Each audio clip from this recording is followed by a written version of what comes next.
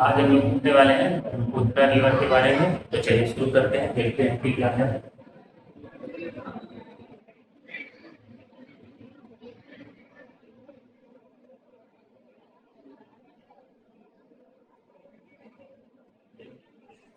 देखते हैं कि ब्रह्मपुत्र रिवर का ओरिजिन क्या है, कहाँ से ये फ्लो करते हुए आती है, ठीक है, कहाँ ये पहुँचती है, क्या ये कोई डेल्टा बनाती है कि नहीं बनाती है, इसको क्या अलग अलग नामों से जाना जाता है, ठीक है, किस राज्य से होकर के ये फ्लो करती है, ये सब हम लोग जानेंगे। तो चलिए शुरू करते हैं। सबसे पहले जो ब्रह्मपुत्र रिवर है, ये ओरिजिन होती है, ठीक है, अगर हम लोग बात करें तो एक जगह है सेमा यूंग डू, ठीक है, सेमा यूंग डू, ठीक है, एक जगह है जिसका क्या नाम है, चेमा युंग डुंग। ये जो चेमा युंग डुंग है ये तिब्बत में है, ठीक है, कहाँ पर है, तिब्बत।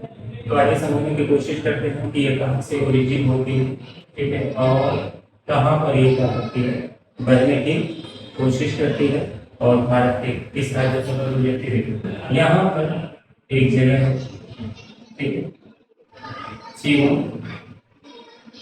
यूंग डू, क्या नाम है, चेमा युंगडुंग। यहाँ पर एक जगह है चेमा युंगडुंग, यहाँ से ये रिवर क्या होती है, ओरिजिनेट होती है, और ये तुरंत ईस्टवर्ड डायरेक्शन में रहती है, शुरू कर देती है। जैसे ही ये ओरिजिन होती है, तो एक बार फिर से समझने की कोशिश करते हैं। Brahmaputra river originated from Chema Yungdung इन तिब्बत, ठीक है, ये तिब्बत में क्या होती है, चेमा युंगडुंग से ओरिजिनेट होती है। It start flowing into the east direction, ये किस डायरेक्शन में करना शुरू कर देती है, ईस्ट डायरेक्शन, ठीक है। जैसे ही इस डायरेक्शन में करना शुरू कर देती है, ये जब यहाँ पहुंचती है जहां पर, ठीक है, एक जगह है या एक पहाड़ है जिसका क्या नाम है, नमचा, ठीक है, क्या नाम है, नमचा बर्फ, ठीक है, यहाँ पर एक पहाड़, ठीक है, जिसका क्या नाम है, नमचा बर्फ। ये जैसे ही नमचा बर्फ के पास पहुंचती है, ये क्या करती है, यहाँ पर टकराती है यहाँ से, और टकराने के बाद एक यू टर्न लेती है, क्या करती है, एक U turn after reaching Namcha बर्फ, एक स्ट्राइक विद नमचा बर्फ and taking a U turn. ये जब, ठीक है, स्टार्ट होती है चेमा युंग से, ये ऐसे निकलती है और इस डायरेक्शन में फैलते हुए कहाँ पहुंचती है, नमचा बर्फ। नमचा बर्फ में पहुंचने के बाद ये क्या करती है, ऐसे टकराती है, टकराने के बाद एक यू टर्न लेती है और ये इंटर करती है अरुणाचल प्रदेश में। कहाँ इंटर करती है, अरुणाचल प्रदेश में, ठीक है, कहाँ पर इंटर करती है, अरुणाचल प्रदेश में। जैसे ही अरुणाचल प्रदेश में इंटर करती है, इसको एक नाम से बोलते हैं जिसका नाम है दिहांग। क्या नाम है, दिहांग। अरुणाचल प्रदेश में इसी रिवर को दिहांग नाम से बुलाया जाता है, ये है दिहांग, ठीक है। फिर यह अरुणाचल प्रदेश से आगे बढ़ते हुए पहुंचती है असम। कहाँ पहुंचती है, असम, कहाँ पहुंचती है, ये असम में पहुंचती है, ठीक, जहां पर इसको ब्रह्मपुत्र के नाम से जाना जाता है। किसके नाम से जाना जाता है, ब्रह्मपुत्र के नाम से क्या किया जाता है, जाना जाता है। यह सबसे पहले फिर से समझते रहिए, Brahmaputra river originate Chema Jung, ठीक है, ये चेमा युंग से निकलती है जो कि तिब्बत में है और मानसरोवर के पास ही है, जहाँ से इंडस रिवर निकलती है वहीं से कोई रिवर निकलती है। फिर यह ईस्ट डायरेक्शन में फ्लो करना शुरू कर देती है। जैसे ही ओरिजिन होती है, after origin it moves flow into the east direction, ये क्या ईस्ट डायरेक्शन में फ्लो करना शुरू कर देती है। फिर ये फ्लो करते हुए कहाँ पहुंचती है, यहाँ पर एक पहाड़ है जिसका नाम है नमचा बर्फ। क्या नाम है, नमचा बर्फ। नमचा बर्फ के पास पहुंचती है, वहां पर क्या करती है, जैसे टकराती है एक यू टर्न लेती है, तो यू टर्न के साथ ही ये एंटर करती है अरुणाचल प्रदेश में, और ठीक है, दिहांग नाम से वहां जानी जाती है। फिर ये पहुंचती है असम में, जहां पर इसको किस नाम से जाना जाता है, ब्रह्मपुत्र। यहीं पर ये, ठीक है, देखते हैं, यह मिलती है लोहित रिवर से। किससे मिलती है, लोहित रिवर से ये क्या होती है, मिलती है। किससे मिलती है, लोहित रिवर से ये क्या होती है, मिलती है।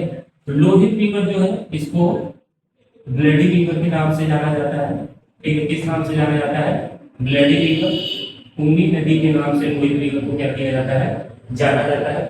फिर जैसे ही यह असम में पहुंचती है, फिर असम में यह क्या होता है, ठीक है, पहुंचती है हाई सिल्ट एरिया में, हाई रेनफॉल एरिया में, और जब यह आगे बढ़ती है तब यहीं पर यह असम में सबसे बड़ा क्या करती है, एक रिवरिन आइलैंड बनाती है।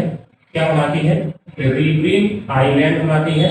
वो जो रिवरिन आइलैंड है उसका नाम है मांजुली, ठीक है, मांजुली आइलैंड का ये क्या करती है, निर्माण करती है। किसका निर्माण करती है? मांडुली आइलैंड का। मतलब जो ब्रह्मपुत्र रिवर है जब असम में आती है तो उस समय वहां पर रेनफॉल उसको ज्यादा मिलता है, सिल्ट मिलता है, सैंड मिलता है और उसका फ्लो भी क्या हो जाता है? तेज हो जाता है। तो उसमें बहुत सारी ट्रिब्यूटरीज जो है वो आकर के मिल जाती है। जैसे उसमें एक दिहांग नाम से भी जाना जाता है और एक नदी जो है वो लोहित नदी भी आकर के मिल जाती है, दिवांग नदी भी आकर के मिल जाती है। और इस वजह से ये क्या होता है? आगे बढ़ना शुरू करती है, आगे बढ़ती है, ये जब असम में पहुंचती है तो वहां पर ठीक है हाई रेनफॉल की वजह से यह एक रिवरिन आइलैंड का निर्माण करती है जिसका क्या नाम है? मांजुली। क्या नाम है? मांजुली आइलैंड। यह वर्ल्ड का सबसे बड़ा रिवरिन आइलैंड है जो किसी नदी के द्वारा क्या किया जाता है? बनाया जाता है। उसके बाद ये फ्लो करते हुए पहुंचती है बांग्लादेश में। कहाँ पर पहुंचती है? बांग्लादेश में। यह जो रीजन है ये कहाँ पहुंचती है? बांग्लादेश। ये नदी कहाँ पर पहुंचती है? बांग्लादेश में। जैसे ही ये बांग्लादेश में पहुंचते हैं इसका नाम बदल करके क्या हो जाता है? जमुना। ठीक है, in Bangladesh Brahmaputra is known as Jamuna. ठीक है, अगर जो हम लोग बांग्लादेश की बात करें, बांग्लादेश में जो ब्रह्मपुत्र नदी है किस नाम से जाना जाता है? जमुना के नाम से जाना जाता है। ब्रह्मपुत्र में किस नाम से जाना जाता है? जमुना। ऐसे ही इसका एक और नाम है जो कि तिब्बत में बोला जाता है। अगर जो हम लोग ब्रह्मपुत्र की बात करें तो तिब्बत में इसको एक और नाम से जाना जाता है जिसका नाम है सांगपो। क्या नाम है? सांगपो। ठीक है, तिब्बत में इसको एक और नाम से जाना जाता है। क्या नाम है? सांगपो। एक बार फिर से समझने की कोशिश करें। तिब्बत में इसको सांगपो के नाम से जाना जा रहा है, असम में इसको ब्रह्मपुत्र के नाम से जाना जा रहा है, लेकिन अरुणाचल प्रदेश में इसको दिहांग के नाम से जाना जा रहा है। ठीक, इसके अलावा अगर जो हम लोग बात करते हैं बांग्लादेश में तो किस नाम से जाना जा रहा है? ये जमुना के नाम से क्या की जा रही है? जाना जा रहा है, ये जानी जा रही है। फिर ये जब बांग्लादेश में पहुंचती है तो आगे बढ़ते हुए फाइनली आपको पता ही होगा, मैंने गंगा रिवर के बारे में बताया था। अगर जो आपको नहीं पता है तो आप वो वीडियो देखेंगे तो वहां पर फिर से पता चल जाएगा। गंगा रिवर आकर के इसको बांग्लादेश में मिलती है और फिर वहां से एक सिंगल नदी के रूप में बढ़ती है जिसको हम लोग किस नाम से बोलते हैं? मेघना रिवर के नाम से। यह है बांग्लादेश में जाकर के एक बार गंगा नदी से फिर से मिलती है और मेघना के साथ आगे बढ़ती सिंगल एक ओरिजिन हो जाता है मेघना, जिससे मेघना के रूप में आगे बढ़ती है। और यही पर ही ये पता है आपको गंगा नदी में भी मैंने बताया था कि एक सबसे बड़े डेल्टा का निर्माण करती है जिसका क्या नाम है? सुंदरबन डेल्टा। क्या नाम है? सुंदरबन डेल्टा। यह नदी है, यह एक बहुत बड़े डेल्टा का निर्माण करती है जिसका क्या नाम है? सुंदरबन डेल्टा। ठीक है, ये जो रिवर है ये किसका निर्माण करती है? सुंदरबन डेल्टा का ये क्या करती है? निर्माण करती है। ठीक, ये आप बात समझ पा रहे हैं। इसके अलावा देख लेते हैं जब यह नदी क्या होती है असम में आती है तो एक ही रिवर से मिलती है। कई रिवर से मिलने के बाद इसका जो वैल्यू है वो इंक्रीज हो जाता है और लगभग ये 10 साल क्या करती है वहां पर फ्लड लाने का भी काम करती है। रोहित नदी को भी पानी देती है तो रोहित नदी भी वहां पर काफी ज्यादा डिवास्टेटिंग काम करता है प्रॉपर्टी के लिए, लाइफ के लिए, और ये डैमेज भी करता है वहां के लोगों को। इस वजह से रोहित रिवर को भी किस नाम से जाना जाता है? ब्लडी रिवर के नाम से जाना जाता है। एक बार फिर से समझने की कोशिश करते हैं कि देखिए क्या क्या ये कहना चाह रहा है, क्या क्या ये बताना चाह रहा है। एक बार फिर से ठीक है, देखते हैं इसका ओरिजिन क्या है। तो चलिए देखते हैं। देखिए सबसे पहले ये जो रिवर है ये कहाँ से ओरिजिनेट होती है? तिब्बत से। कहाँ से ओरिजिनेट होती है? तिब्बत से ये रिवर क्या होती है? ओरिजिनेट होती है। और कौन सी जगह है? चीमा युंग डूंग। ठीक है, उसके बाद ये जैसे ही तिब्बत से ओरिजिनेट होती है ये फ्लो करना शुरू कर देती है ईस्ट डायरेक्शन में। कौन से डायरेक्शन में फ्लो करती है? ये है ईस्ट डायरेक्शन में क्या करती है? फ्लो करती है। ये रिवर कौन से डायरेक्शन फ्लो करती है? ईस्ट। और फिर यहाँ पर एक पहाड़ है जिसका क्या नाम है? नमचा बरवा। ठीक है, ये नमचा बरवा में पहुंचती है। नमचा बरवा पे पहुंचने के बाद ये स्ट्राइक करते यू टर्न लेती है। ठीक है, यू टर्न लेकर के ये कहाँ पर पहुंचती है? अरुणाचल प्रदेश में। अरुणाचल प्रदेश के बाद ये कहाँ पर पहुंचती है? असम में। और असम के बाद ये कहाँ पर पहुंचती है? बांग्लादेश में। ठीक है, ये कहाँ पर पहुंचती है? बांग्लादेश में। असम में सबसे बड़े एक रिवरिन आइलैंड का निर्माण करती है जिसका क्या नाम है?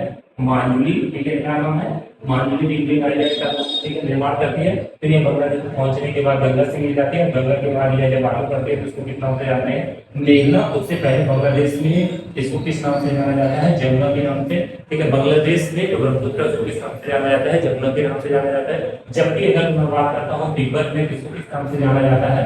सांगपो के नाम से जाना जाता है। किस नाम से जाना जाता है?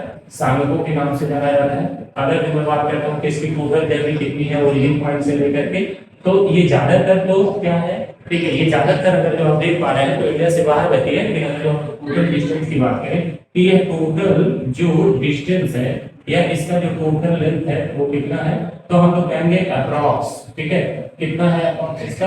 20 900 किलोमीटर जो है ये टोटल जर्नी क्या करती है, कवर करती है। जब यह तिब्बत में फ्लो करती है उस समय यह ड्राई एरिया से फ्लो कर रही होती है, इसमें उतना पानी नहीं रहता, लेकिन जैसे ही ये हाई रेनफॉल एरिया में अरुणाचल प्रदेश और असम में इंटर करती है, इसका जो वैल्यूम है वो इंक्रीज हो जाता है, इसमें वाटर इंक्रीज हो जाता है, ठीक है, जिसकी वजह से फ्लड आने का भी क्या करती है, काम करती है, और इसके साथ ही सबसे बड़े सुंदरबन डेल्टा का भी निर्माण करती है।